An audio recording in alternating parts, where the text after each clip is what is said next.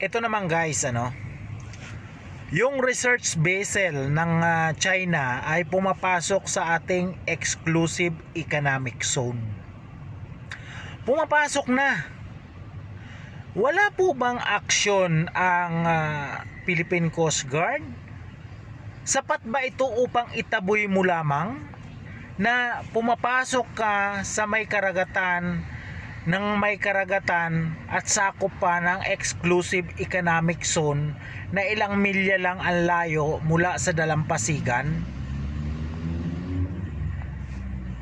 Ang nakikita ko po rito, ako po para sa akin PCG, ang nakikita ko rito, nagiging malamya po ang gobyerno ng Pilipinas upang maprotektahan ang ating mga karagatan. Hindi po sapat na itaboy mo lamang yan. 'Di ba? Mas maganda siguro na bombahin niyo ng tubig para, 'di ba? Aywan ko bakit parang ang lamnya 'yo. Samantala sa Japan, yung mga mangingisda nila na pumapasok sa exclusive economic zone ng Japan ay talagang pinapaputukan talaga nila.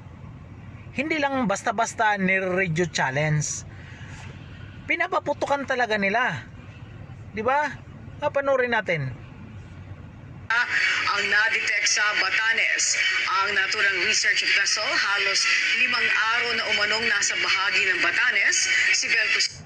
5 araw na. 5 araw na nasa Batanes. Sapat lang na itaboy nyo? Minsan kasi para sa akin bilang isang Pilipino, para sa akin uulit-ulitin kasi nila yan kung ganyan lang po ang gagawin ng ating pamahalaan, itataboy, i-radio challenge, minsan paputukan nyo. Hindi nga totoo nga, paputukan nyo. Andyan na pumapasok na sa ating mga karagatan. 'Di ba? Pumapasok na sa ating mga karagatan. Bakit tayo? 'Di ba? Wala pa rin tayong aksyon. Ang aksyon natin malamya. Medyo tigasan nyo naman. 'Di ba? El Custodio sa Sentro ng Balita Live. Angelique, patungo ng ilang mga opisyal ng Philippine Coast Guard sa Batanes matapos ma-detect ang isang Chinese Marine Research Vessel sa nasabing lalawigan. 'Di ba? Kamakailan lamang nakita na rin ito, na ibalita na rin na may pumasok na isang research vessel ng China dito banda sa may Leyte ata yung, kung hindi ako nagkakamali. 'Di ba? Itaboy nyo. Wag lang yung taboy na i-radio challenge nyo, susundan nyo. Minsan paputukan nyo. 'Di ba? Ang Japan nga, mangingisda ng mga Chinese, talagang pinapaputukan talaga nila.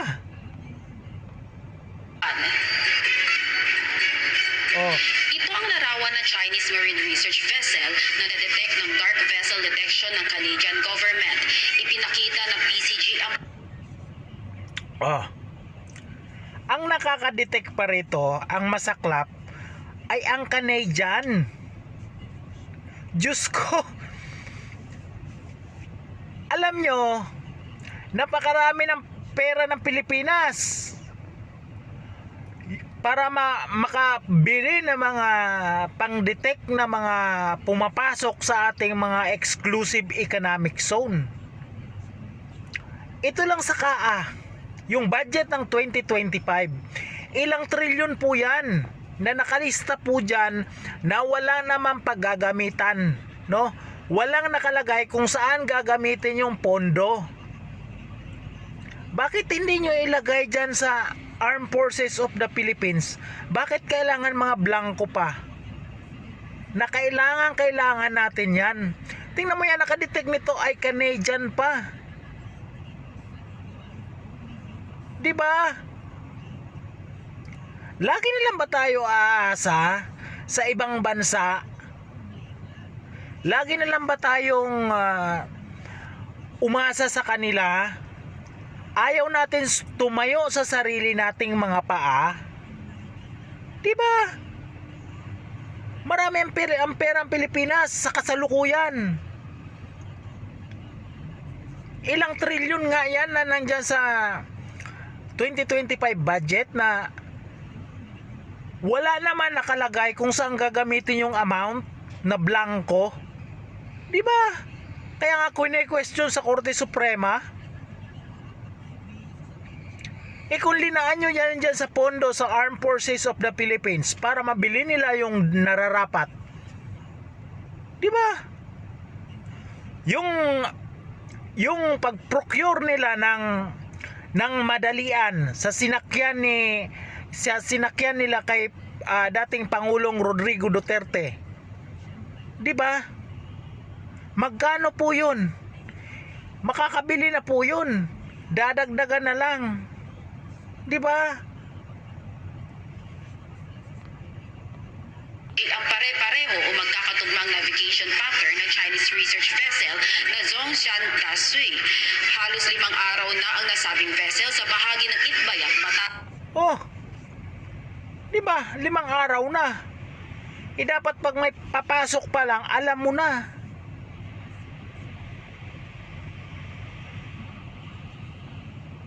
Di ba? Hindi na ako magtataka kung may kuwan dyan sa may Manila Bay. May mga submarine na dyan ng China. Dahil hindi nga natin madetect eh. Umaasa na lang tayo doon sa Diyos ko. Ito ba yung panawagan na bagong Pilipinas? Di ba? Alam nyo, nakakasawa na, pati ako nagsasawa na sa balita na mga puro ganito. Bakit? Itong gobyerno ng Pilipinas, napakalamya para sa akin, malamya. Kaya kahit itaboy nila, babalik at babalik. Bakit?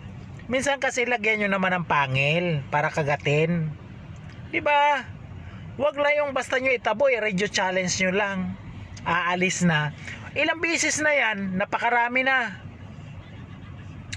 Katunayan lang po talaga ito na hindi talaga po natin kayang bantayan ang ating mga sariling karagatan.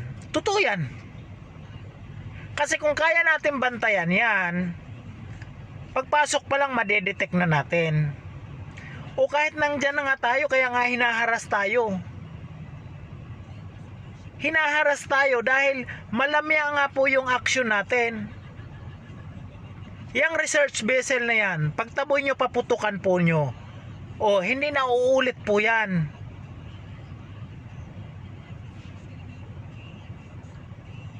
Batanes.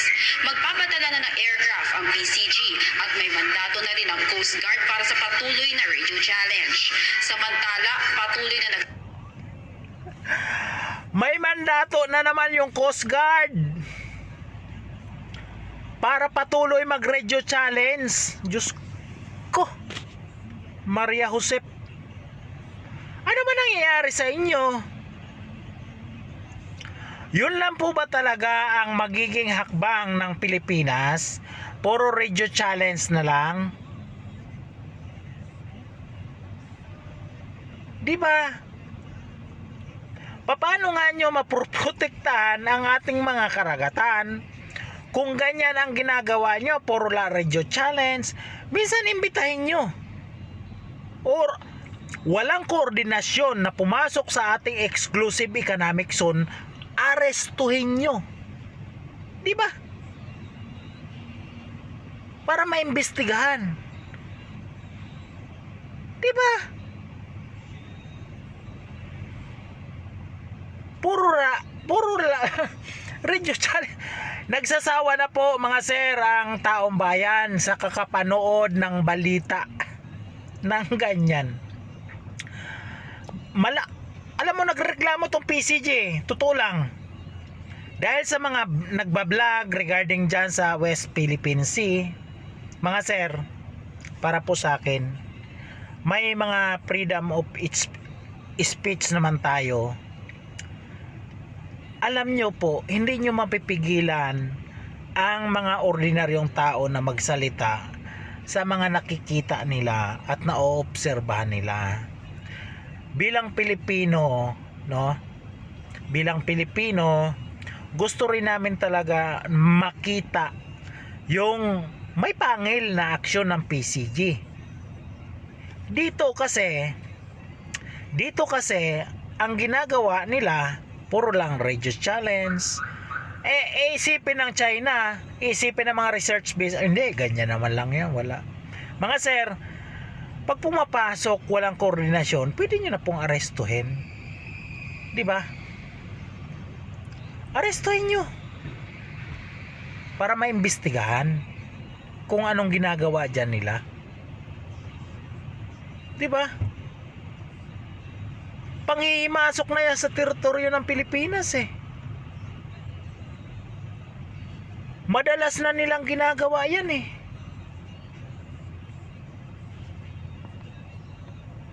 Na nagsasagawa ng RD Radio Challenge ang Philippine Coast Guard matapos ang dangerous maneuver ng Chinese Coast Guard malapit sa Zambales nitong Sabado. Oh. Sa video, Chinese Coast Guard nasa malapit sa Zambales.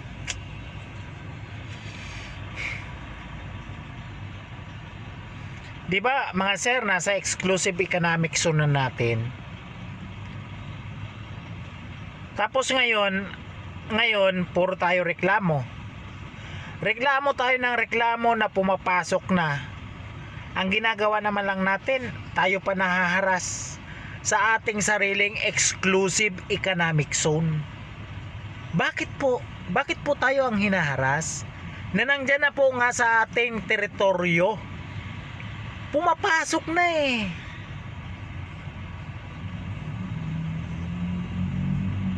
Diba? Pumapasok na. Walang koordinasyon.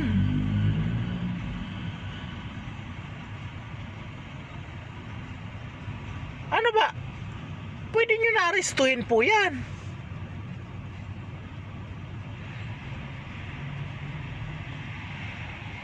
Diba?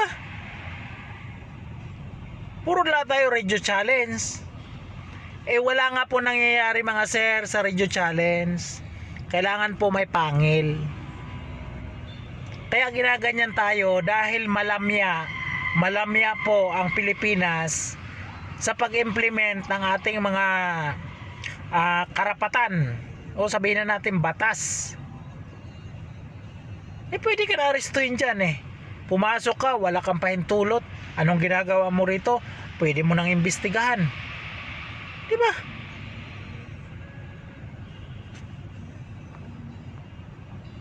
video na inilabas ng PCG, makikita ang delikadong pagmamaniobra ng Chinese Coast Guard Vessel 3302 sa harapan mismo ng BRP Cabra ng Philippine Coast Guard. Na itaboy na Diba? Tayo pang hinaharas sa sarili natin teritoryo. Diba?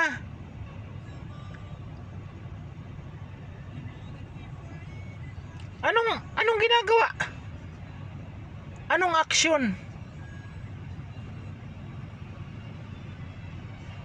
Kaya po mga sir, dapat tumayo tayo sa sarili nating mga paa. Kung anong dapat na bibilhin, bilhin nyo na po, procure nyo na po, no? Yung sa national budget na mga blanco na bilyon na nga ang halaga niyan o trilyon, ilaan nyo ng pondo dyan. 1 year lang I think. Diba? Kaya binubuli tayo eh. Diba? Kaya binubuli tayo sa sarili nating karagatan dahil tayo mismo malamya.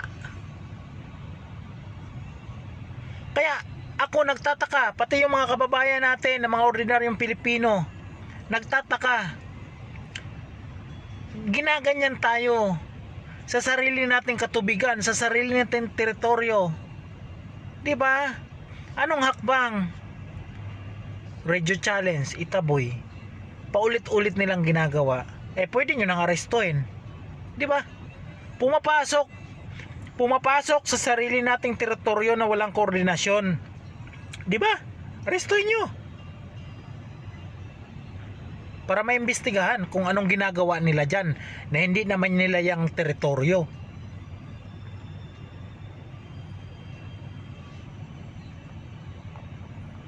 Papalayo ng PCG ang China vessel ng hanggang 96 to 98 nautical miles mula sa Coast Guard ng Palawig, Zambales kaninang 7 a.m. 98? Diba? Mula sa Dalampasigan?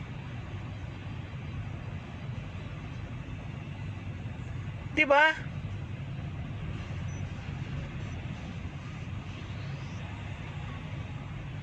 Tapos ang PCG nagkukuha sa mga fake news regarding related dito sa West Philippine Sea, related dito sa pagganito. Alam mo mga sir, mag-reaction talaga mga tao dyan, kahit mga vloggers, kahit ako, kahit ordinaryong Pilipino. Di ba? Nakapanggigigil. Tayo yung hinaharas sa sarili nating teritoryo. Bakit nagkaganon? Tapos ang PCG, radio challenge lang ng radio challenge. Wala nga po mga sir ang nangyayari sa radio challenge nyo. Mas maganda hulihin nyo, imbestigahan nyo, editin ninyo. Wala pong koordinasyon sa Philippine government na papasok sila. Di ba?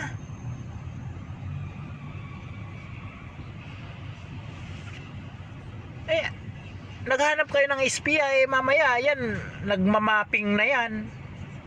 Di ba?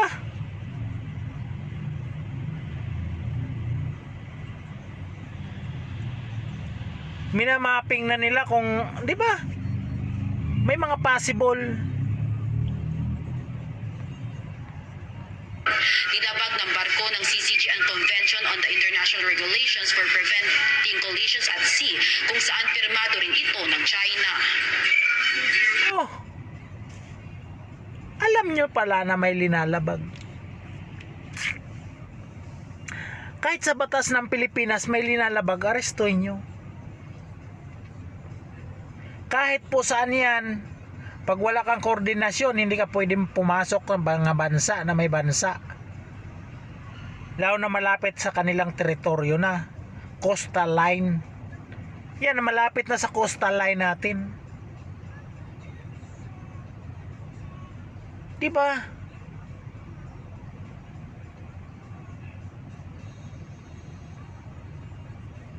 Tapos, ang PCG ma-offend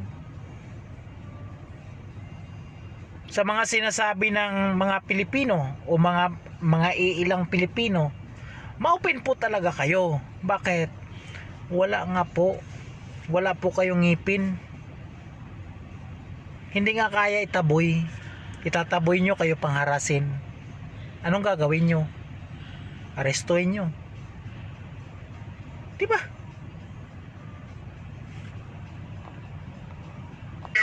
What the Chinese Coast Guard is doing is that they are also carrying out a legitimate market operation in which we are challenging. We are telling them. Ito mahirap kay Tariela. Puro lala. Challenge. Puro kayo challenge. Kayo nga china-challenge ng China. Diba? Na-implement nyo nga yung pag-aresto kay Duterte ng International Court. Tapos sa mismong batas ng Pilipinas ay hindi nyo ma-implement. Diba? Alam nyo naman may paglabag. Arestoy nyo. Diba? Huwag kayong matakot kasi teritoryo natin yan. Pumapasok na eh. Tayo pa yung hinaharas. Diba? Tapos kayo pang takot. Diba? Ikaw na yung pinasok, ikaw pa yung natatakot.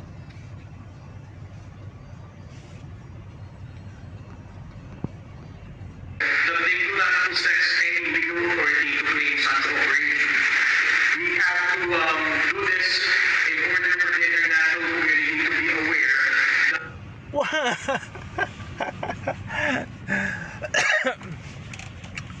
Wag kasi, Sir Tariela, no?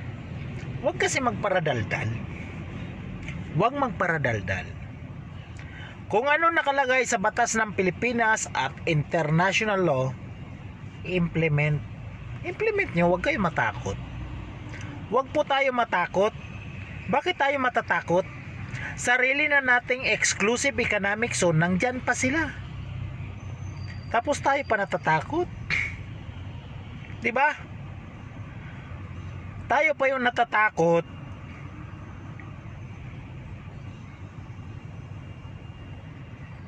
Arestuhin nyo kung arestuhin na. Diba? Para maimbestigahan. Anong ginagawa nyo dyan? Bakit kayo nandyan? Hindi puro daldal, sir. Itaboy. Lagi na lamang ganon. Itaboy. Tapos kayo pang hinaharas. Mismong nakakaya. Nakakaya sa atin. Oh. Nakakaya, bakit? Anak ng teteng, yung ibang bansa, sige nga, ganun-ganunin nga nila. O tayo pumasok doon sa ibang bansa, ganun-ganunin natin sila, ay baka inaresto ka. Diba? that the Philippines is not allowing China to normalize this kind of illegal patrol that they're conducting off the coast of Zambales. And for us to prove that, we need to challenge them. Nagsawa na mga taong bayan sa gaganyan-ganyan nyo. Diba? Malamya eh. Sa totoo lang, ang nakikita ko kasi, kaya ganito yung implementasyon ng Pilipinas, kumukuha kayo ng simpatya. Minsan tumayo tayo sa sarili nating paa. Huwag tayong kumuha ng simpatya sa iba't ibang bansa.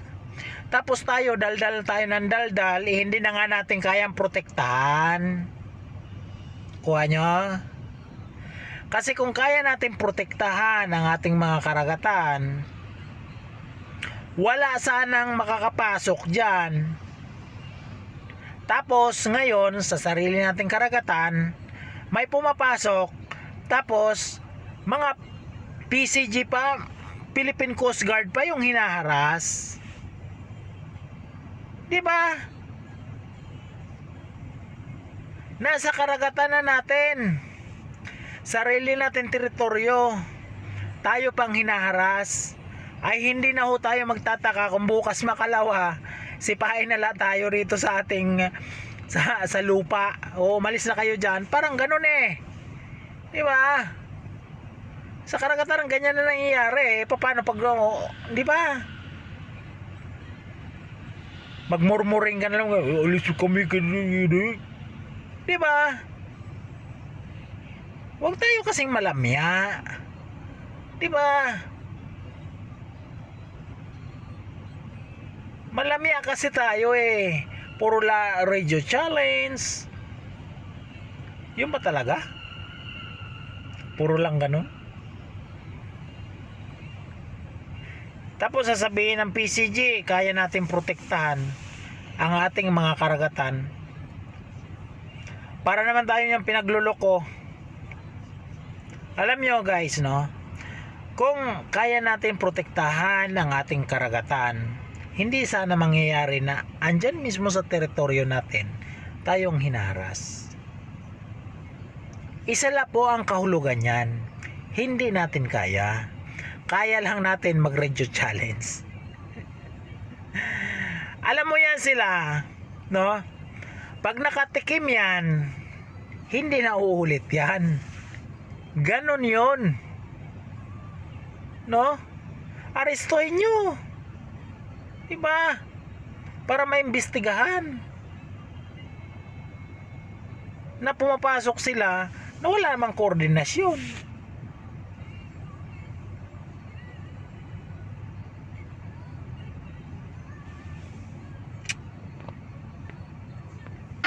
To radio and also to publicize such an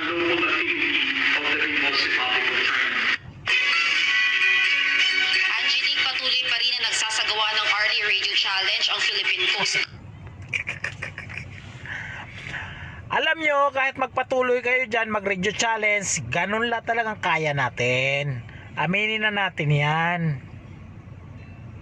Kaya nga umuulit-ulit sila dahil ganyan la yung ginagawa nyo.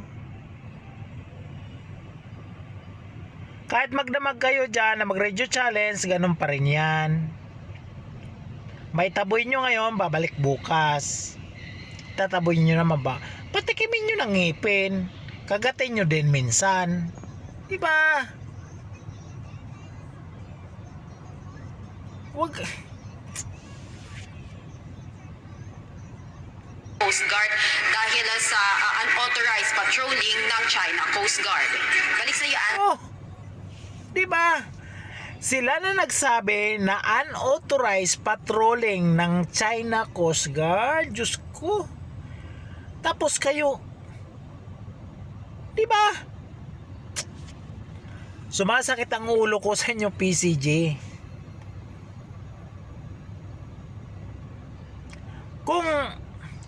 Kung magiging malamya man la tayo, wag na kayo magpareklamo. Diba? Reklamo kayo ng reklamo. Hindi nyo namang yun lang yun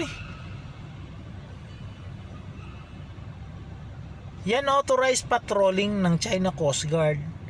Ayan, authorized nga Arestuhin nyo. Ganun lang yun. Diba? Para maimbestigahan. Ikulong nyo. Diba?